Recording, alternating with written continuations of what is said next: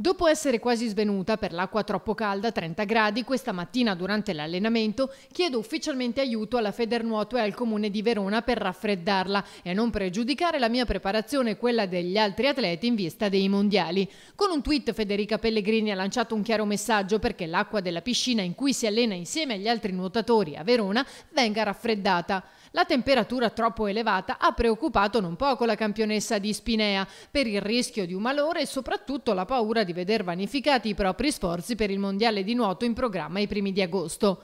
Sul fronte del basket veneziano ci sono invece novità. La Reyer conferma ufficialmente che anche il prossimo anno Phil Goss farà parte del roster. A Goss, che nella sua prima stagione in maglia umana ha confermato le qualità tecniche e le sue doti di leader in campo, spetterà il compito di indossare i gradi di capitano oro granata anche per la prossima stagione. Sono veramente molto felice di giocare anche il prossimo anno con l'Umana Reyer, ha detto, e già non vedo l'ora che inizi la nuova stagione. Credo che i successi conquistati nello scorso campionato e la voglia di riprendere da dove avevamo lasciato ci daranno una grande carica fin dai primi allenamenti. Sarà questo pensiero, conclude, a darci consapevolezza e voglia di lavorare duro.